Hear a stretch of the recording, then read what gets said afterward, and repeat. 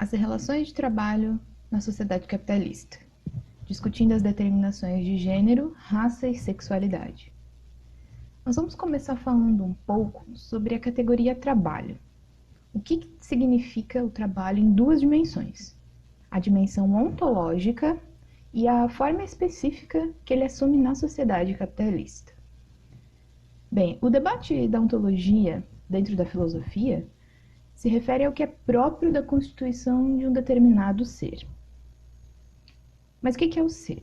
Segundo José Paulo Neto, existem três modalidades diferentes de ser: o ser inorgânico, o ser orgânico e o ser social. O ser inorgânico, ele é constituído pelas dimensões químicas e físicas que ainda não possuem vida. Um exemplo são os elementos químicos e os minerais. O ser orgânico, ele é a junção desses elementos inorgânicos com algo novo, que é a vida. Então, são organismos vivos. Pertencem ao reino orgânico, por exemplo, todos os animais e plantas. Já o ser social, ele é constituído tanto pelas esferas inorgânica e orgânica, quanto por uma dimensão de qualidade distinta, uma dimensão nova, que é a esfera social. Essas três modalidades de ser possuem um nível crescente de complexidade entre elas, quer dizer que a esfera orgânica é mais complexa do que a inorgânica, e a esfera social, por sua vez, é mais complexa do que as outras duas. Além disso, existe também uma relação de dependência entre as três formas de ser. Ou seja, para que a esfera orgânica existisse, foi necessário primeiro a existência da forma inorgânica. Ou seja, a forma inorgânica foi a base que possibilitou o desenvolvimento da esfera orgânica. Da mesma forma, para que a esfera social pudesse existir, foi necessária essa base já constituída, de elementos inorgânicos e orgânicos. Foi necessário que eles já estivessem dados. A respeito desse complexo processo de passagem de um nível de ser a outro, as ciências naturais ainda não têm muitas conclusões a respeito de qual foi o momento, qual foi a categoria que propiciou a passagem do nível inorgânico ao orgânico. E nem é o nosso objetivo aqui explorar. Já no campo das ciências sociais, também existem diversas teorias sobre como teria se dado a passagem desse nível orgânico ao nível social. Mais especificamente, dentro da tradição marxista, se acredita que o trabalho tenha sido a categoria fundante do ser social, categoria que promoveu esse chamado salto ontológico. Mas então, o que é a atividade do trabalho para a tradição marxista? Trabalho é qualquer atividade desenvolvida pelos seres humanos em sua interação com a natureza, que gera produtos, são valores de uso, com o objetivo de atender a diversas necessidades humanas: comer, se abrigar do frio, se reproduzir, etc. Nesse processo de trabalho, os seres humanos, diferente dos animais, projetam mentalmente o seu objetivo, o fim que eles querem alcançar, e planejam, escolhem entre alternativas concretas que estão disponíveis quais são os meios mais adequados para realizar esse objetivo. Esse movimento é denominado de teleologia, ou prévia ideação. Um autor que desenvolve isso é o Lukács. Essa ideia já estava presente em Marx, já estava presente em Engels, e é muito desenvolvida na obra clássica, do Lukács para a ontologia do ser social. Na natureza, então, os animais, eles também têm necessidades, eles também fazem um movimento de buscar atender suas necessidades, de comer, de se reproduzir, de se abrigar do frio, Mas os animais, eles agem por instinto, com um certo nível de adaptação às condições da natureza, mas nunca com teleologia, nunca com essa capacidade de projetar um fim, um objetivo em sua mente, nunca com consciência. Então, não existe esse elemento na dimensão natural. Ele é próprio da dimensão social. E à medida que, através da atividade do trabalho, os seres humanos modificam a natureza, eles também modificam a si mesmos. E assim, ocorre o que chamamos de recuo das barreiras naturais. Isso não significa que a humanidade jamais possa prescindir, deixar de precisar da natureza, ou que ela possa romper a relação metabólica entre ser humano e natureza. Mas sim que com o desenvolvimento dessa relação, cada vez mais é possível dominar a natureza. Cada vez menos as barreiras naturais colocam impossibilidades para a ação humana. Mas, para tratarmos das relações de trabalho na sociedade capitalista, o debate ontológico ele não é suficiente.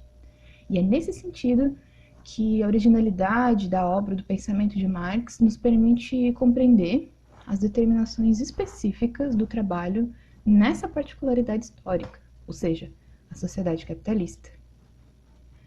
Quais são, então, as características específicas que assumem o trabalho na sociedade capitalista? Uma categoria importante aqui é de trabalho abstrato. Porque na sociedade capitalista, o trabalho perde a sua especificidade, a sua concretude, e ele passa a ter valor apenas como uma atividade capaz de produzir mercadorias e de produzir mais-valia para o capitalista. Nesse sentido, para que a própria força de trabalho se converta em uma mercadoria, que é, por sinal, a única mercadoria que os trabalhadores e trabalhadoras têm, e que essa mercadoria possa ser vendida em troca de um salário, é necessário, então, que todo tipo de trabalho concreto, específico, né, e exemplos de trabalho concreto são, por exemplo, a atividade do professor, a atividade do pedreiro, do pintor, etc. É necessário que esse trabalho seja igualado de alguma forma. Todas essas formas diferentes de trabalho precisam ser igualadas. E essa é a definição de trabalho abstrato. O trabalho abstrato é aquele em que se abstraem todas as determinações específicas, concretas do trabalho humano. O trabalho na sociedade capitalista, ele também é alienado ou estranhado. Outra característica importante para entender o trabalho na sociedade capitalista é a alienação ou estranhamento. O que significa que o trabalhador e a trabalhadora, eles alienam a sua força de trabalho, ou seja, eles cedem a posse da força de trabalho, que é uma mercadoria, o direito do uso dessa força de trabalho ao capitalista, por meio, né, da venda dessa força de trabalho em troca de um salário. Nessa relação em que o uso da força de trabalho pertence ao capitalista, o trabalhador ou a trabalhadora não se realiza na atividade do trabalho, não se reconhece no produto que deriva dela. O trabalhador e a trabalhadora apenas está interessado no salário, através do qual, aí sim, ele pode comprar no mercado as mercadorias que satisfazem as suas necessidades, comida, roupa, atividades de lazer, etc. Marx nos diz que o trabalhador ou a trabalhadora só é feliz fora do trabalho na sociedade capitalista. E isso retira da atividade do trabalho uma característica ontológica, ou seja, própria do ser, própria da essência do trabalho, que é a possibilidade dele servir como um meio de satisfação humana, de atendimento direto das nossas necessidades, de um processo de objetivação em que os trabalhadores e trabalhadoras possam se reconhecer no produto final da sua ação. Então, todo esse processo ele não ocorre na sociedade capitalista. Essa característica, digamos, penosa, onerosa aos trabalhadores, que é a alienação e o estranhamento do trabalho, às vezes pode parecer como se fosse a própria essência do trabalho, mas não é. Pode parecer que o trabalho só pode ter essa característica dura, difícil e penosa. Mas aqui se trata de uma forma histórica que o trabalho assume na sociedade capitalista, a forma mercadoria. Essa forma mercadoria não foi sempre assim. Ela é uma forma histórica, justamente porque ela se constituiu em determinado momento do desenvolvimento humano e ela pode ser superada. Ela pode ser substituída por um novo tipo de relação de trabalho. E o que pode fazer isso é a própria ação humana, é a própria transformação dessas relações de trabalho sobre as quais a gente vive hoje. Então, a relação de trabalho não precisa ser assim para sempre. Isso é muito importante. entender essa dimensão histórica do trabalho como mercadoria e comparar com a dimensão ontológica, que são as características próprias, imutáveis do trabalho. Mas, para falar das relações de trabalho no interior da sociedade capitalista, também não é suficiente debatermos a dimensão de classe apenas. Mas é muito importante articular o debate da exploração do trabalho com as determinações de raça, gênero e sexualidade. E isso porque quando a gente fala em classe trabalhadora ou classes trabalhadoras, estamos falando de uma totalidade que é constituída de outras totalidades, como a raça e o gênero. Então, quando falamos em capitalismo, e aqui entendemos o capitalismo como um sistema de dominação e exploração, esse sistema se encontra articulado com outros dois importantes sistemas também de dominação e exploração, que são o racismo e o patriarcado.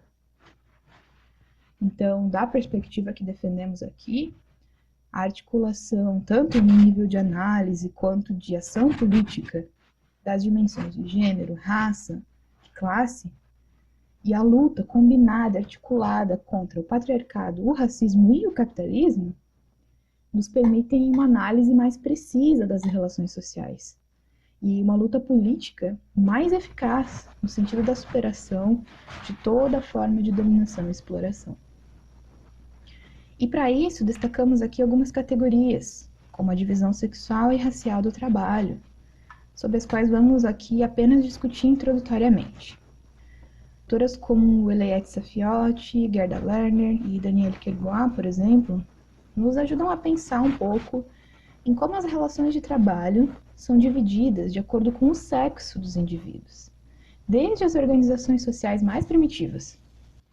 E como que essa divisão sexual do trabalho dá as bases para a opressão das mulheres, através de um sistema patriarcal de organização do gênero. E como que essa divisão vai também se modificando ao longo da história, porém sem jamais ter sido suprimida, ou seja, continua atual. Na atualidade ainda é muito evidente o que é um trabalho tipicamente feminizado, e a pandemia reforçou muito isso para nós.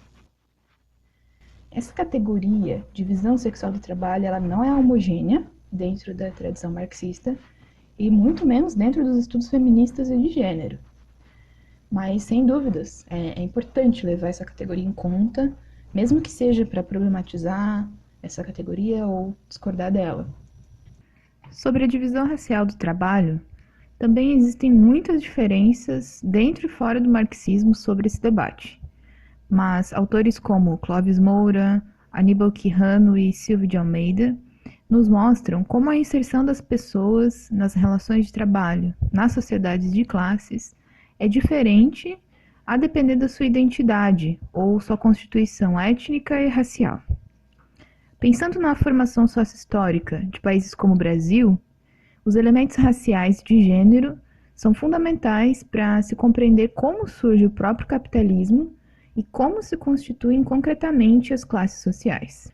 E no sentido de tentar articular as determinações de gênero, raça e classe, temos pelo menos 3 perspectivas teóricas e políticas que também mencionaremos aqui brevemente. A primeira delas diz respeito à interseccionalidade, legado do feminismo negro e que questiona a falta de elaborações teóricas e políticas que pudessem dar visibilidade às questões vividas pelas mulheres negras. Essa ausência era percebida tanto no interior dos movimentos feministas quanto dos movimentos antirracistas. O termo foi cunhado por Kimberlé Crenshaw na década de 90, mas muitas feministas negras, como Angela Davis, apontam que a noção de interseccionalidade já era pautada pelas mulheres negras nos movimentos sociais muito antes da origem do termo. No Brasil, existe uma ampla gama de teóricas e ativistas que reivindicam a interseccionalidade, como Carla Cotirene. A segunda tentativa de articulação dessas determinações diz respeito à consubstancialidade, um legado do feminismo materialista francês, do qual Danielle Kergoat é uma expoente, e que no Brasil se popularizou no debate de autoras como Mirla Cisne, por exemplo, dentro do serviço social. Essa tradição surge dentro do feminismo marxista e tenta entender a condição das mulheres de maneira articulada com o capitalismo e com as classes sociais. A princípio não era uma teoria que desenvolvia muito bem a categoria de raça, mas hoje em dia ela vem evoluindo em pesquisas mais recentes como a de Cisne e buscando abarcar também essa dimensão étnico-racial. E por fim, uma elaboração muito original de uma socióloga marxista brasileira, chamada Ileiete Safiotti, é a da simbiose, ou da teoria do nó, entre patriarcado, racismo e capitalismo. Já na década de 80, a Safiotti defendia a tese de que a sociedade ela é organizada através de 3 eixos de poder, que são as classes sociais, a raça e o gênero. E mais, ela vai além dessas categorias e ela fala em sistemas de dominação e exploração baseados em cada um desses 3 eixos. Então, o patriarcado seria um sistema de dominação e exploração baseado no gênero, o racismo baseado na raça e o capitalismo baseado nas classes sociais. Mas ela complexifica essa análise. Então, para ela, com o advento do capitalismo, ocorreu uma fusão desses 3 sistemas, patriarcado, racismo e capitalismo, em um só. Aí é a alusão, a analogia que ela faz com um nó de 3 pontas. Então, esses 3 sistemas estão enovelados, estão ligados numa relação simbiótica, numa relação em que um beneficia o outro. Bem, esse é um debate longo, é um debate complexo, né, em que pesem as diferenças, e são muitas as diferenças, entre essas 3 perspectivas aqui que estamos nomeando. O que importa destacar é a necessidade de buscar analisar gênero, raça e classe de maneira articulada. Porque é isso que vai nos permitir interpretar a realidade e os fenômenos do mundo do trabalho numa perspectiva de totalidade.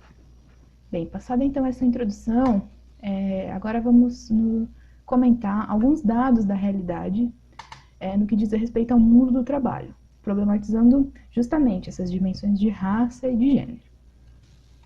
Bem, um dado do Fórum Brasileiro de Segurança Pública do ano passado, de 2020, constatou que as mortes decorrentes de intervenções policiais são 2 vezes maiores entre os trabalhadores negros, mesmo que a maioria dos policiais militares no Brasil seja brancos. Então, existem mais pessoas brancas nessa instituição, que é a Polícia Militar, mas as pessoas negras são as que mais morrem em atividades chamadas intervenções policiais. As mulheres transexuais, segundo um dado de Benevides e Nogueira desse ano, e travestis, elas são excluídas dos ambientes familiares e educacionais. E isso se dá justamente pela transgressão, entre aspas, emblemática, que é a transexualidade. 72% dessas mulheres não completaram o ensino médio, 56% delas não completaram o ensino fundamental e apenas 0,02% delas estão nas universidades. Por isso, o seu único recurso de sobrevivência se torna o trabalho sexual. Além disso, o Brasil também é um país que consome muita pornografia trans.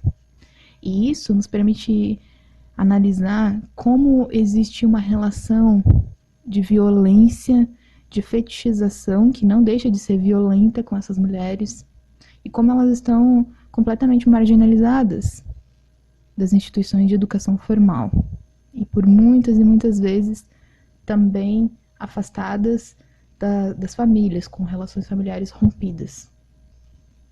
Um dado do IBGE também desse ano nos mostra que no Brasil, há 2 anos atrás, em 2019, as mulheres dedicaram aos cuidados de pessoas ou afazeres domésticos o dobro de tempo que os homens. E vejam que aqui estamos falando de 2019, ano anterior à pandemia. E podemos discutir também se antes da pandemia as mulheres já dedicavam o dobro de tempo que os homens aos afazeres domésticos. O que não ocorreu, quais as mudanças que estão acontecendo durante esse período de pandemia. O quão as mulheres estão muito mais sobrecarregadas com esse trabalho doméstico e com esse cuidado do lar do que os homens. Johnson e Cooper num estudo do ano passado, eles nos mostram que 68% das pessoas LGBT relataram que já ouviram comentários homo, lesbo ou transfóbicos no ambiente de trabalho e que 19% delas relataram ter sofrido assédio diretamente ligado à sua identidade de gênero ou sua orientação sexual ao longo do ano de 2020. Então, esse é um dado bastante recente. O mesmo estudo também nos mostra que as mulheres LGBT revelam menos a sua orientação sexual no ambiente de trabalho. 28% delas não compartilham essa informação com ninguém, enquanto o percentual de homens gay e bi que não revelam a sua orientação sexual para ninguém no trabalho é de 18%. Então, mesmo dentro da população LGBT, a gente vê bastante essa diferença entre as mulheres e os homens. Um estudo da Ethnos de 2017 aponta que 67% das pessoas negras declararam que acham que deixaram de ser contratadas pela sua condição racial, já em alguma vez na sua vida. 62% delas já sofreram discriminação racial numa entrevista de emprego. E 53% delas já rasparam o cabelo para os homens, ou alisaram o cabelo, no caso das mulheres, para ir fazer uma entrevista de emprego, ou para ser aceitos e aceitas no ambiente de trabalho. E aqui a gente vê como o racismo perpassa todo o mercado de trabalho, como esse estereótipo da beleza, ele não está vinculado nem a pessoas negras e nem à população LGBT. Cerqueira, Moura e Pazinato, num estudo de 2019, nos indicam que as mulheres que estão inseridas no mercado de trabalho, elas sofrem 2 vezes mais violência doméstica do que aquelas que não trabalham fora de casa. Então, é 52% contra 24,9%. Aqui, as autoras nos chamam a atenção para a gente poder tomar cuidado na interpretação desse dado. Não é? Ainda são estudos muito recentes que estão buscando desvendar qual é a ligação entre inserção no mercado de trabalho e violência doméstica. Não é?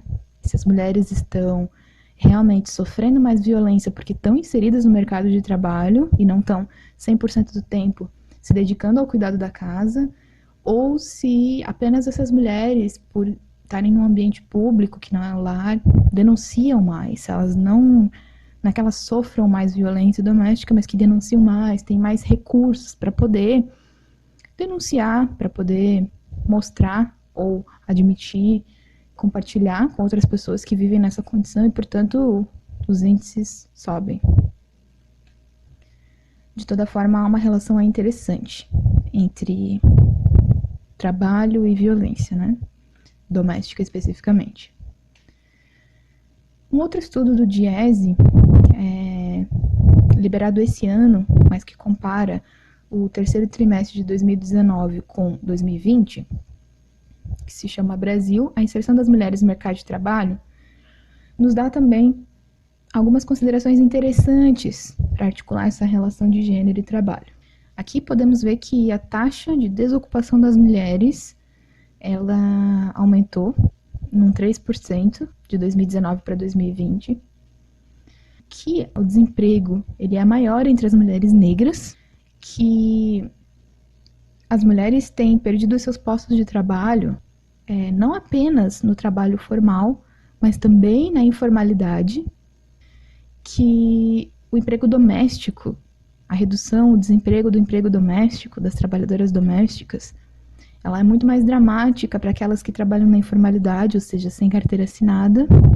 Então, as trabalhadoras domésticas informais, elas foram demitidas em um número muito maior do que aquelas com carteira assinada. E também temos aqui um dado bastante interessante para analisar, que diz respeito ao rendimento médio por hora, recebido por homens e mulheres negros e não negros. A diferença de remuneração por hora, então, entre as mulheres negras e não negras, no ano de 2020, foi de R$ 7,20 por hora. Já a diferença entre homens negros e não negros foi de R$ 9,24. Mas o que é mais interessante aqui, cruzando as determinações de gênero e de raça, é a gente ver, observar como a diferença salarial ou a diferença por hora de mulheres entre mulheres negras e homens negros, ela é mínima, apenas 60 centavos. Os homens negros receberam apenas 60 centavos a mais por hora do que as mulheres negras. E essa diferença entre mulheres não negras e homens não negros é bem maior, foi de R$ 2,64 por hora. Agora, se a gente comparar a remuneração por hora das mulheres negras com os homens não negros, homens brancos, a gente vai ver que aí sim a diferença é muito grande. Então, as mulheres negras receberam basicamente a metade da remuneração por hora do que os homens não negros. Então, isso é uma expressão concreta de todas essas determinações que vínhamos falando no início desse material. E bom, esse estudo do IDIESE também confirmou que nós mulheres continuamos ganhando menos, não é, do que os homens, inclusive estando no mesmo cargo, ocupando o mesmo cargo do que os homens, continuamos ganhando menos. E mesmo com o ensino superior, ou seja, mesmo com capacitação, com qualificação, com estudo formal, continuamos ganhando menos. Que aqui é interessante a gente debater, não é? Quais seriam as mudanças necessárias para alterar essa relação de desigualdade no mundo do trabalho? Quais seriam as medidas efetivas para combater essa desigualdade no mundo do trabalho? Fica aí uma reflexão para a gente poder debater mais adiante. Bem, uma outra questão importante que a gente gostaria de trazer são as contrarreformas, o processo de precarização e flexibilização das relações de trabalho que vem ocorrendo, principalmente nos últimos 4 anos no Brasil. E aqui vamos nos ater a falar sobre a reforma trabalhista, a reforma da Previdência e a atual proposta de reforma administrativa. Bem, a reforma trabalhista, que foi aprovada em 2017, ela tem tudo a ver com as condições péssimas, as condições precárias em que se encontram as relações de trabalho hoje. A proposta, então, da reforma trabalhista, ela foi apresentada em dezembro de 2016 pelo governo Temer. Lembrem que o impeachment da Dilma ocorreu em agosto, então 3 meses depois, o governo ilegítimo do Temer já estava apresentando essa proposta em caráter de urgência, e ela foi aprovada muito rapidamente. Em julho de 2017, ela já estava aprovada e ela passou a valer já em novembro de 2017. E a reforma trabalhista, ela fez muitas alterações na CLT de 1943. Ela alterou mais de 100 artigos e fez quase 400 modificações na letra da CLT. Então, quais foram as principais mudanças que ela trouxe e que a gente está vendo os reflexos agora, né? Trabalho parcial, trabalho intermitente, a terceirização. Fez mudanças nos planos de cargos e salários, na jornada de trabalho, nas férias, no processo de demissão de trabalhadores, no descanso, no banco de horas, no home office ou no teletrabalho. Então, nós vamos explorar aqui algumas dessas modificações de forma mais detalhada. Então, a reforma trabalhista, ela revogou o descanso de 15 minutos que as mulheres tinham direito antes de começar a jornada extraordinária de trabalho. Então, antes de começar a fazer horas extras, as mulheres tinham direito a 15 minutos de descanso. E esse direito foi revogado. Também a reforma fez uma mudança no processo de afastamento das gestantes e das lactantes dos locais de insalubridade, dos locais insalubres de trabalho. Então, antes da reforma, gestantes e lactantes tinham direito a serem afastadas de locais que fossem insalubres em qualquer nível. Existem níveis que são regulamentados pelo Ministério do Trabalho, e nível baixo, nível médio e nível alto de insalubridade.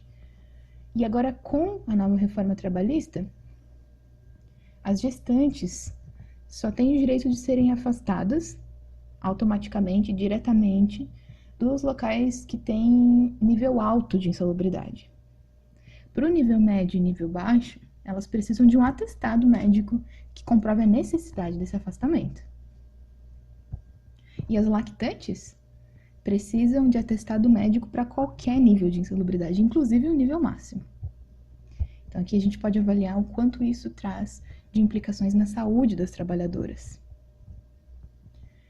Os intervalos entre a jornada para a amamentação, então esses períodos que a mulher tem direito durante sua jornada de trabalho para amamentar, antes da reforma eram 2 períodos de 30 minutos, que se manteve, mas agora, com a nova reforma trabalhista, esses períodos de intervalo para amamentação, eles apenas podem ser concedidos, devem ser concedidos à trabalhadora com um acordo mútuo entre ela e o seu empregador. E aqui a gente observa um princípio fundamental que guiou essa reforma trabalhista, que é o princípio da predominância do negociado sobre o legislado. O que quer dizer isso? Que a reforma trabalhista conseguiu fazer uma coisa que é instituir que tudo que é negociado entre trabalhadores e empregadores vale mais, tem mais peso do que aquilo que está na letra da lei, na consolidação das leis do trabalho. Então, a mulher tem direito a esses 2 períodos de 30 minutos, mas se ela não conseguir disputar isso em negociação com seu chefe, a negociação vale mais do que a letra da lei que dá o direito a ela, né? E essa mudança, ela coloca trabalhadores e trabalhadoras numa condição de muito maior desigualdade, de muito maior precarização, porque a gente sabe que as trabalhadoras e trabalhadores não têm condições reais de negociar com seu chefe, porque elas não podem negociar sob o risco, muitas vezes, de perder seu emprego, não é? Então, essa foi uma mudança bastante drástica. Outra mudança muito grande foi a liberação da terceirização para qualquer atividade de uma empresa, inclusive o que a gente chama de atividade fim, que é a atividade principal da empresa, não é? Em 2017 já tínhamos tido a lei das terceirizações e a reforma trabalhista vem para completar o pacotaço das terceirizações, não é? Para regulamentar a terceirização total. E aí, algumas pesquisas têm indicado que trabalhadores e trabalhadoras terceirizadas, eles recebem, em média, 27% a menos de remuneração em comparação com aqueles que não são terceirizados. Então, como esse recurso da terceirização é um recurso forte que o capital usa para poder baixar os salários, não é? E aumentar a exploração. Essa reforma trabalhista também regulamentou a jornada 12 por 36 e a jornada parcial. Essa jornada 12 por 36 ela é muito comum para trabalhadores da segurança, né? Policiais militares, por exemplo, trabalhadores da saúde, da alta complexidade, né? Que trabalham em hospitais, da média complexidade também, como UPAs, mas ela regulamentou para todo tipo de trabalho, certo? E aí a gente tem um impacto bastante grande sobre as mulheres no que diz respeito ao cuidado com os filhos e filhas, por exemplo. Porque as creches, as instituições que cuidam dessas crianças, elas não funcionam na lógica 12 por 36. Então, a mulher pode trabalhar nessa escala, mas como fica o cuidado com as crianças? Se as creches não funcionam nessa lógica. Então, de novo, outro impacto grande aí para as mulheres. Houve também a redução do intervalo para aquela jornada de trabalho que excede as 6 horas. Então, antes, a trabalhadora e o trabalhador tinham direito de descanso de 1 hora, pelo menos, né, descanso mínimo de 1 hora, para toda a jornada de trabalho que excedesse as 6 horas. E esse descanso agora caiu para 30 minutos. Foi cortado pela metade. E uma última mudança que gostaríamos de apontar aqui da reforma trabalhista, que diz respeito diretamente a questões de gênero e de raça, foi a mudança na indenização por danos morais. E aqui a gente entra num assunto bastante complexo e delicado, que diz respeito ao assédio moral e sexual nas relações de trabalho. Que não é a exceção, é a regra. É um recurso, é uma característica própria das relações de trabalho na sociedade capitalista. É o assédio. É uma estratégia de poder. É uma estratégia de exploração, ao qual todos os trabalhadores estão sujeitos, mas as mulheres negras, estão muito mais sujeitas. Então, se ocorre um processo de assédio moral, e a trabalhadora move uma ação, pede uma indenização por danos morais, a nova reforma trabalhista diz que a indenização que ela vai receber vai estar vinculada ao salário que ela recebe. Ou seja, uma mulher branca que é CEO, que é gerente de uma empresa e sofre um assédio, se ela conseguir ter a sua ação levada até o fim e receber uma indenização, ela vai receber uma indenização maior do que uma trabalhadora negra terceirizada, que trabalha, por exemplo, na limpeza daquela empresa e que tem um salário muito menor.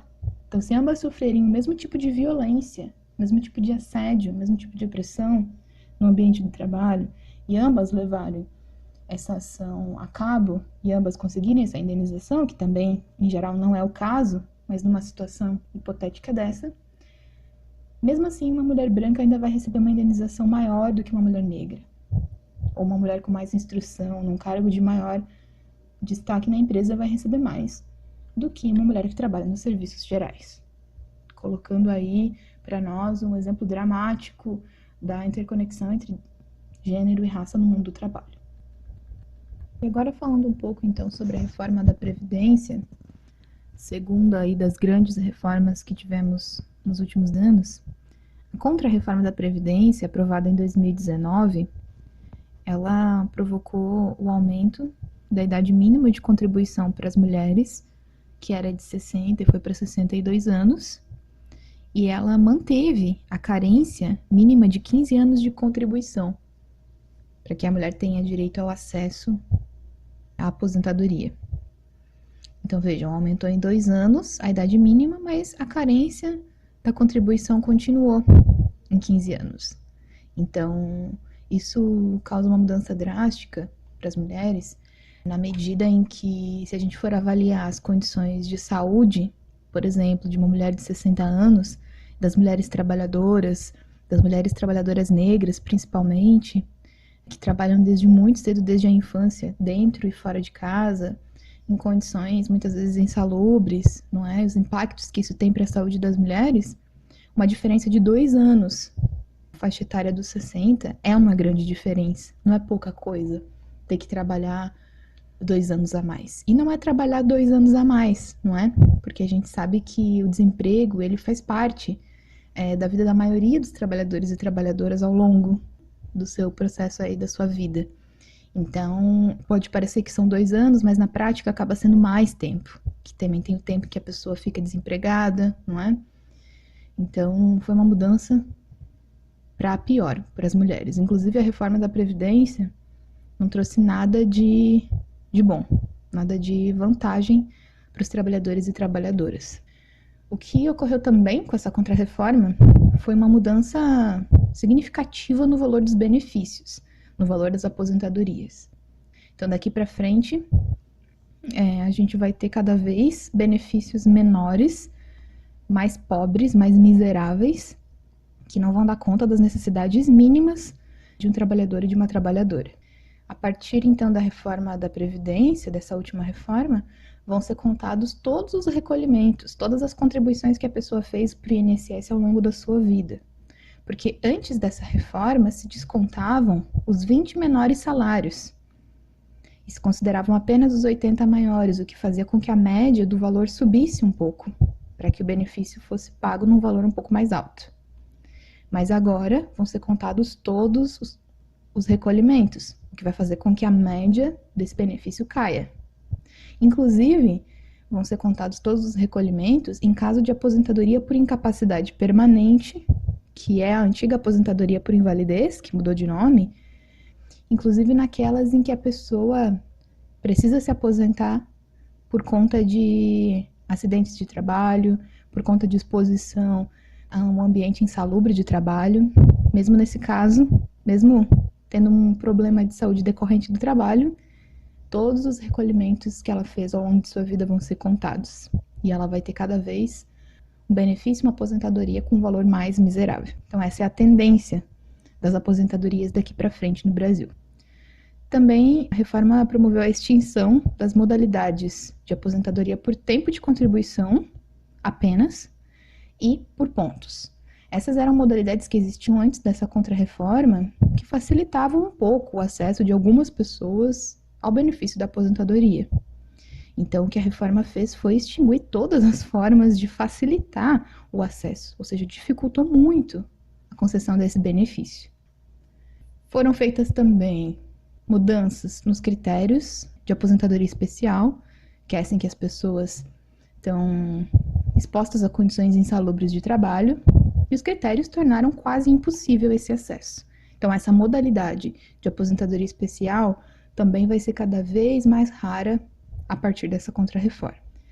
E, por fim, uma outra grande mudança, para pior, que a gente pode mencionar, é o encolhimento das pensões por morte, tanto na sua extensão de pagamento quanto no valor do benefício. Então, essas mudanças com certeza vão trazer impactos muito grandes. E aí a gente tem reforma trabalhista, que muda para pior as condições de trabalho ao longo de toda a vida do trabalhador e da trabalhadora, combinado com reforma da Previdência, que vai piorar as condições de aposentadoria. Bem, e por fim, nós temos aí, tramitando já, desde o ano passado, a proposta de reforma administrativa. Essa reforma tem sido chamada por alguns analistas e especialistas de reforma trabalhista do serviço público, porque ela visa justamente aplicar ao serviço público todas aquelas mudanças que foram aplicadas pela reforma trabalhista para todos os outros trabalhadores e trabalhadoras seletistas. E aí essa proposta, ela vem, assim como foi a trabalhista e a da Previdência, muito calcada na falácia, no argumento falacioso, o tamanho do Estado brasileiro, de que o Estado brasileiro é um Estado grande demais, que ele precisa ser enxugado e que os servidores e servidoras públicos são privilegiados, que recebem super salários, que trabalham pouco, que não produzem, que não geram, não alimentam a economia, não é, do país, não geram o crescimento do país, porque não estão no âmbito privado, ainda por cima recebem grandes salários, muitos benefícios, não é? E esse argumento ele precisa ser confrontado, ele precisa ser desmentido. Por que o tema da contrarreforma administrativa que está sendo proposta, ela diz respeito a toda a sociedade, ao conjunto da sociedade e não apenas aos servidores e às servidoras públicas? Porque o que essa contrarreforma ela quer instaurar é a precarização generalizada de todos os serviços que são essenciais para o povo brasileiro. Saúde, educação, assistência social, como a pandemia muito bem nos mostrou, que esses serviços, as políticas sociais são fundamentais. E a contrarreforma administrativa vai promover justamente a precarização dos serviços, para muito além da precarização do trabalho desses servidores e servidoras. É claro que vão existir impactos muito grandes para eles, mas não só para eles, para toda a sociedade. Por isso que é muito importante que a gente esteja debatendo, busque lutar aí para barrar essa aprovação dessa contrarreforma. Uma coisa que ela quer instituir, por exemplo, regulamentar, porque isso na verdade já ocorre há muito tempo no Brasil, são as parcerias público-privadas, inclusive prevendo o compartilhamento de recursos humanos, o que é dramático aí para os servidores e servidoras que trabalham nas políticas sociais a nível municipal, estadual, federal, que são recursos humanos e que podem ser compartilhados com empresas privadas, ter que responder a empresas privadas, ter que trabalhar para o setor privado, mesmo sendo concursado como servidores públicos. Outra mudança aí que está sendo proposta é a retirada dos investimentos mínimos em políticas sociais a nível municipal, estadual e federal, que tem sido chamado de saque do fundo público. Não é? Então é a desobrigação do Estado das suas funções básicas. E o grande saque do fundo público que o capitalismo busca fazer, não é abocanhar esse fundo público para que possa tentar se salvar de uma crise generalizada do capitalismo que não tem mais volta. Também essa reforma busca conceder aos entes públicos uma liberdade de explorar o seu próprio patrimônio. E isso é uma transferência de uma lógica privada para o setor público, porque a lógica privada é essa, a empresa tem lá o seu patrimônio e ela faz o que bem entender com esse patrimônio, porque é um âmbito privado, não é regulamentado pelo Estado. Algumas regulamentações existem, mas muito poucas. Agora, essa lógica busca ser transferida para os entes públicos e a gente sabe muito bem a quem serve esse interesse, de poder mexer com os recursos públicos, de poder investi-los, de poder tratar eles de acordo com os interesses privados, não tendo mais a obrigação de investimentos mínimos, de transparência no investimento, na manutenção ali dos recursos, nem nada disso. Outra questão bastante grave dessa proposta de contra-reforma administrativa é que ela quer conceder todo o poder ao presidente da República para que ele possa extinguir cargos e órgãos públicos. E aí não é à toa que o Bolsonaro está tão interessado, não é, em aprovar essa contra-reforma. Porque ele poderia, a partir dela, extinguir qualquer cargo e órgão público como bem entendesse. Além disso, visa-se também que o Estado não tenha mais o dever de garantir que empresas públicas gerenciem recursos básicos como água e combustível, por exemplo, no país. E nem que o Estado possa determinar o preço desses serviços. Então, a gente já está num momento de inflação muito alta, o preço do combustível e o preço dos alimentos e de recursos básicos já está aumentando, já está caríssimo, não é? E com o fim desse dever do Estado de garantir empresas públicas que gerenciem esses serviços, a gente só abre as portas para uma precarização muito grande, para um sucateamento muito grande desses serviços. Imaginem vocês serviços como, por exemplo, o saneamento básico, não é? A limpeza pública, a coleta de lixo, não é? A gente tem empresas em Florianópolis como a Concap, empresas públicas, que fazem um trabalho excelente e que, se não for uma função do Estado ter empresas públicas que façam isso, se ela puder ser privatizada, a gente vai ter aí um sucateamento muito grande desse serviço.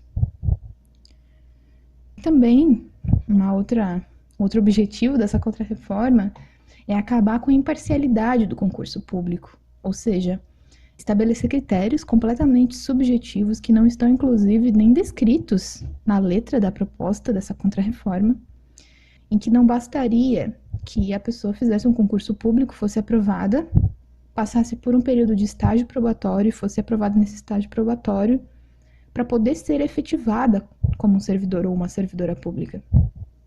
Ainda entraria aí uma outra avaliação dos seus superiores, quais os critérios não estão claros, e que com certeza abriria muita margem aí para favorecimentos políticos, para um nível muito grande de assédio moral no trabalho, favorecimento de trabalhadores e trabalhadoras que concordem com a gestão que está no momento gerindo determinada secretaria, determinada prefeitura, determinado governo do estado, aqueles trabalhadores e trabalhadoras que não oferecem nenhum tipo de resistência, que não fazem greve, por exemplo, teriam muito mais chance de ser aprovados, não é?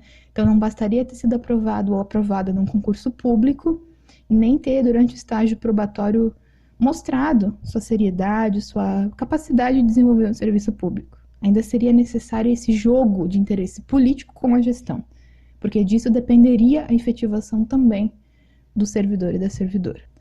E por fim, gostaria de comentar que uma característica marcante tanto da contra-reforma administrativa quanto das propostas que foram feitas para a reforma trabalhista e da Previdência é uma extrema generalidade. Então, são propostas que, se você pegar a letra do texto e analisar, são muito genéricas. Elas jogam questões importantes, fundamentais para a posterior regulamentação, através de leis complementares. Por exemplo, essa questão da avaliação, da efetivação aí de servidores e servidoras, na proposta da contra-reforma administrativa, ela vai ser regulamentada depois, através de uma lei complementar. O que abre uma grande margem, e não é por acaso que essas propostas elas vêm de uma maneira tão genérica, tão generalista, porque abre margem para todo tipo de abuso aí dentro, todo tipo de excesso, inclusive, não é? Então essa é uma tendência, essa é uma característica Espero que tenhamos colocado aqui alguns elementos importantes, tanto gerais quanto específicos, tanto particulares quanto universais, para debater aí o mundo do trabalho, que é um mundo bastante complexo, não é? Para que a gente possa entender a constituição dessas relações de trabalho, perpassadas por gênero, por raça, por sexualidade, e as modificações também que vêm ocorrendo aí ao longo do tempo nas relações de trabalho no Brasil, não é? Para que a gente possa pensar também em alternativas efetivas, em respostas teóricas e políticas concretas e efetivas, para que a gente possa se articular aí dentro dos movimentos sociais e populares e qualificar também nosso trabalho no atendimento à população. Aqui estão, então, as referências, todas as referências que foram consultadas e que foram utilizadas na preparação desses slides. Aqui vocês encontram estudos de organizações nacionais e internacionais, livros, artigos científicos, matérias jornalísticas, que esperamos que possam ser consultadas posteriormente para aprofundamento desse debate que apresentamos aqui apenas de maneira introdutória.